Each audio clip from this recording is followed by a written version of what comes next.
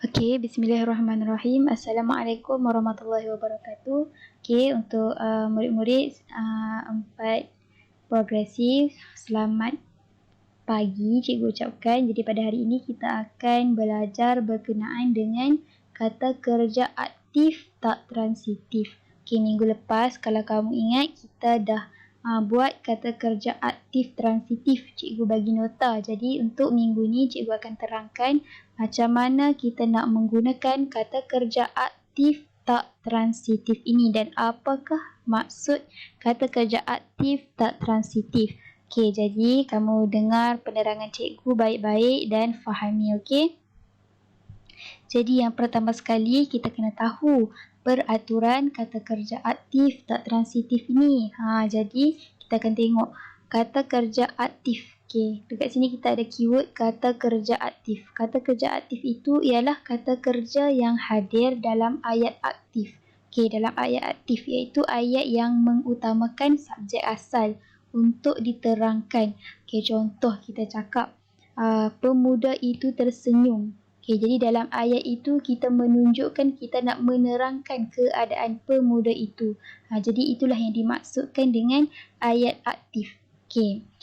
Dan seterusnya untuk kata kerja aktif tak transitif. Kata kerja aktif tak transitif ini ialah kata kerja yang tidak memerlukan objek selepas kata kerja tersebut.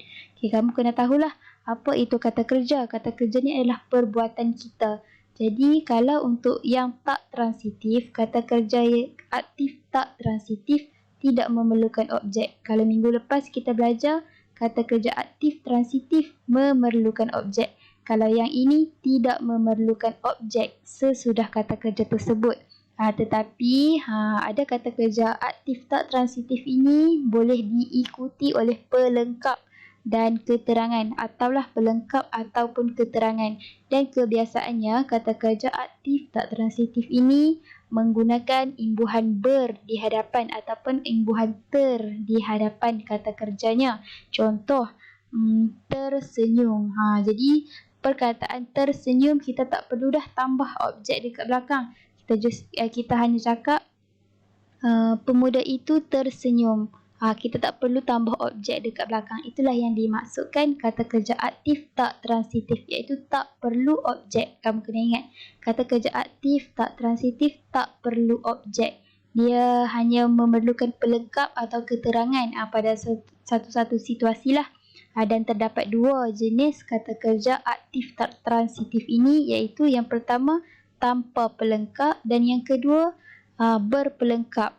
Kata kerja aktif tak transitif ada dua jenis. Yang pertama tanpa pelengkap dan yang kedua adalah kata kerja aktif tak transitif yang berpelengkap. Okey, jadi kita akan tengok contoh-contohnya. Okey, kita tengok yang pertama dahulu, kata kerja aktif tak transitif tanpa pelengkap.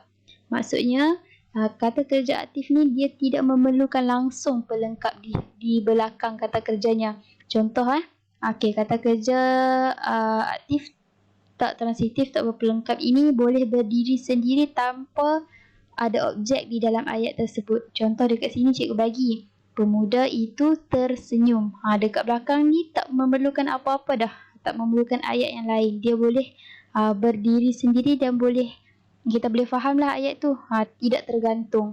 Okey, contoh yang kedua, semua orang pulang. Pulang ni kata kerja. Yang ini senyum, tersenyum ini kata kerja. Kalau senyum sahaja pun kata kerja juga. Jadi tersenyum ni kata kerja aktif. Kata kerja aktif tak transitif. Lepas tu yang ketiga, padi sedang menguning. Dalam situasi ni kita tak gunakan imbuhan ter ataupun imbuhan ber. Kita gunakan imbuhan menguning.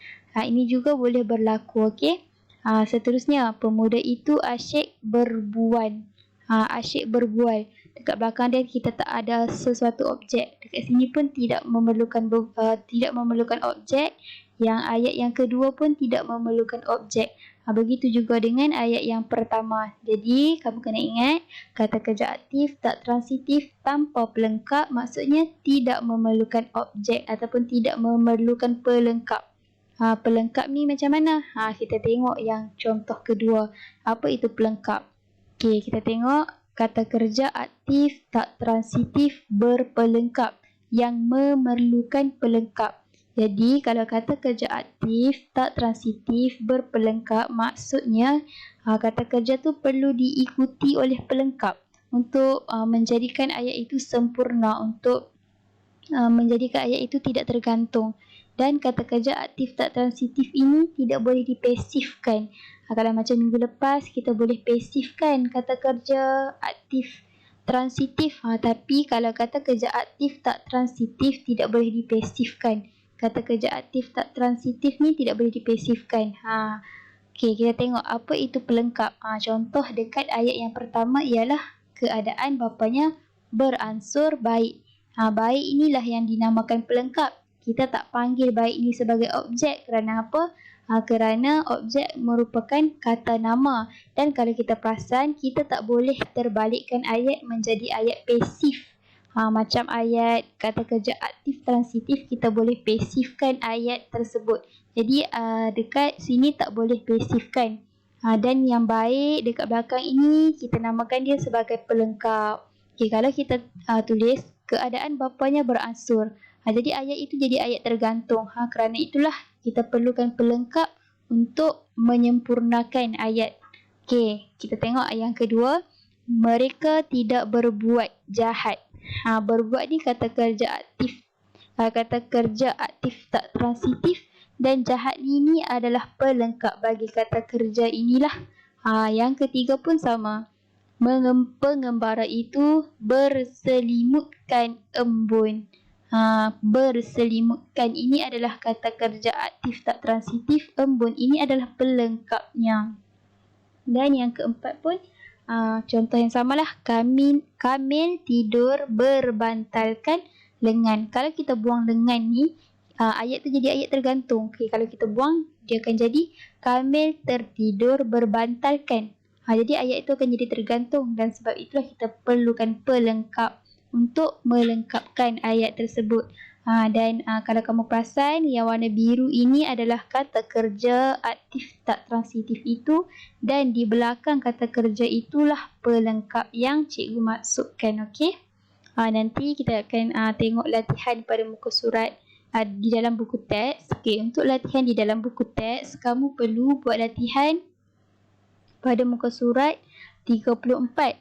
Dan pada muka surat 34 itu, latihan itu adalah dalam bentuk surat tidak rasmi. Cikgu rasa kamu belum belajar lagi format surat tidak rasmi. Jadi secara kasarnya cikgu akan terangkan macam mana nak menulis format surat tidak rasmi ni lah.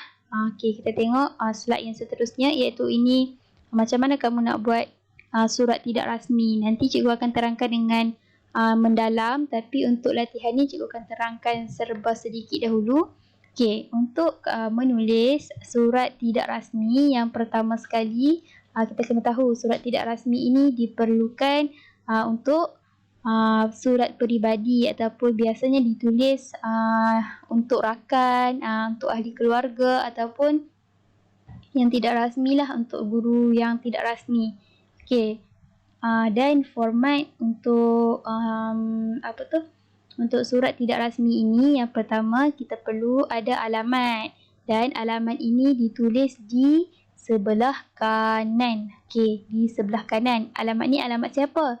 Ini alamat kamu sendirilah, alamat pengirim. Jadi dekat situ, dekat latihan muka surat 34, kamu terus tulis sahaja alamat yang sama yang ada di dalam buku. Dan kamu perlu ingat letak alamat itu di sebelah kanan. Selang satu baris tulis tarikh. Maksudnya alamat dengan tarikh tu dalam apa tu? Di garisan yang sama. Maksudnya ni selari saja alamat. Lepas tu selang sebaris tarikh. Dan tarikh kamu tengok bulan. Bulan kena huruf besar di hadapan dan huruf kecil seterusnya. Huruf besar dekat hadapan, tak perlu huruf besar ke semua ni. Okey, kamu tulis huruf besar sahaja di hadapan. Okey. Lepas tu selang lagi satu baris, akan ada ke hadapan sahabatku, bla bla bla bla ni. Ini kita panggil kata menghadap. Kita nak menghadap kawan kita, kita akan tulis macam ni lah, ke hadapan sahabatku. Okay, dan kalau kamu perasan dekat garisan sini dia rapat dengan sebelah kiri. Rapat dengan garisan di sebelah kiri. Okay, lepas dah tulis kata menghadap ini beberapa baris, di bawah dia di bawah dia akan tulis kata panggilan hormat. Contoh saudara, okay, dan koma. Kamu tak perlu selang. Jadi selepas kata menghadap, terus tulis kata panggilan hormat dan koma. Setelah kata panggilan hormat tu kamu koma dan baru selang sebaris. Selang sebaris baru kita masuk kepada pendahuluan. Kebiasaannya pendahuluan ni kita akan tulis rapat juga di sebelah kiri. Dekat garisan sebelah kiri tu tulis rapat ke kiri. Dan kebiasaan untuk pendahuluan kita akan nyatakan tujuan kamu menulis surat. Allah. Okey, contoh tujuan menulis surat ke hadapan sahabatku, tulis. Saudara, tujuan saya menulis surat kepada kamu adalah untuk menceritakan berkenaan dengan pengalaman saya pulang ke kampung. Itu contohlah, contoh pendahuluan. Kita kebiasaannya tulis tujuan lah dekat pendahuluan tu. Tapi untuk yang ni kamu hanya salin baliklah apa yang ada dekat dalam buku teks muka surat 34 tu. Okay, cuma cikgu nak tekankan format pendahuluan kamu rapatkan ke sebelah kiri kat garisan kiri ni. Lepas tu masuk je perenggan yang pertama selepas pendahuluan, kamu perlu jarakkan. Jarakkan sedikit untuk perenggan pertama dan seterusnya sehinggalah penutup. Kamu perlu jarakkan daripada garisan sebelah kiri dekat buku teks. Buat dalam buku teks pula. Buat dalam buku latihan penulisan, penulisan 1. Bila dah tulis perenggan pertama, perenggan kedua, perenggan ketiga, kita akan sampai kepada penutup. Selepas penutup, kamu tulis sekian, terima kasih. Ini selang sebaris. Macam tu juga antara perenggan dengan perenggan selang sebaris. Lepas dah habis penutup, tulis sekian terima kasih ni, selang pula sebaris. Lepas tu turunkan tanda tangan kamu. Ini kamu buat tanda tangan sendiri. Yang benar, tulis dekat atas ni yang benar. Lepas tu tanda tangan kamu. Okey, tiru sebiji je macam yang dalam buku teks 30 muka surat 34 tu. Cuma cikgu nak tekankan ikut format yang betul. Sini kamu kena jarakkan, sini kena jarakkan. Selang sebaris setiap perenggan dan yang di akhir kamu ke kanan, ke hujung sebelah kanan untuk tanda tangan. Alamat pun berada di hujung sebelah kanan. Begitu juga dengan tarikh. Okey. Dan untuk kata penghadap, kata panggilan dengan pendahuluan, rapatkan di sebelah kiri. Masuk perenggan kamu jarakkan sehinggalah habis. Okey, cikgu harap kamu dapat buat latihan yang diberikan. Untuk latihan itu, kamu tulis dalam format surat tidak rasmi dan masukkan kata kerja aktif tak transitif yang sesuai. Kamu terus masukkan. Okey, kamu juga boleh masukkan kata kerja aktif tak transitif ni dalam warna yang lain. Cikgu izinkan kamu untuk gunakan pensel warna, okey? Boleh guna pensel warna yang warna lain. Okey. Jadi itu sahaja untuk latihan kita pada pagi ini, okey? Apa-apa permasalahan boleh terus WhatsApp pada cikgu. Dan pastikan hantar pada cikgu, tangkap gambar, hantar pada cikgu, okey? Nanti cikgu nak semak. Okey, sekian, terima kasih.